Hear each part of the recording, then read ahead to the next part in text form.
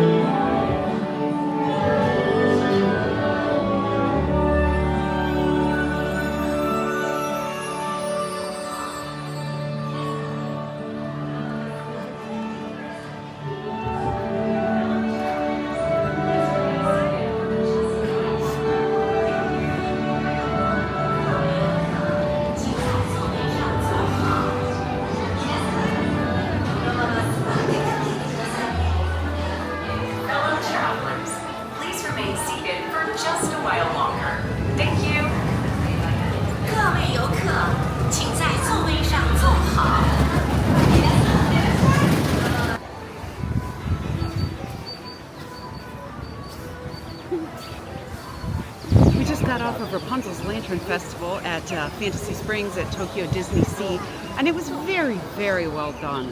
The animatronics are fantastic. The animatronics are amazing. And there's a whole room full of lanterns. It's absolutely stunning to look at. It's not a very long ride, but No. it's, you know, it's fine. It's fine. It's so cool to look at that I think you have to ride it. Yeah, I like it better than the Navi boat ride. It's kind of similar Yes. length as that. Maybe a hair longer? Yeah, I think maybe just a little bit longer. So the one thing that we do have to say, or probably should talk about, is that with our vacation package, we got admission into Fantasy Springs, guaranteed admission into Fantasy Springs, and we can come and go as much as we please. Now, I think on certain days when this park gets super crowded, there is like limited admission to it. So, Yeah, that's at least why today it's open for It is everybody. open today for everybody, but I think some days it is not. So then the other thing that happens with your pass with the vacation package is you get these little wristbands, and that allows you to jump the line, really. It's like a lightning lane or a Disney Premier Access or a Fast Pass or whatever it is you want to call it. I think you just have to, you also have to show them your ticket, she said, to double check. Yeah, to double check it. But then they give you this wristband too. There's only one ride back here. There's 4 rides. There's only one that doesn't have the Premier Access entry. You do have to stand in line with that, but like I said, we can come and go back here as many times as we please today. We can ride as many of these rides as we want, as many times as we want. And there are some food options back here too, which maybe if the lines aren't super duper long, we might check one out if we get a chance. But so far, it's very lovely back here, and I'm super impressed with the new addition.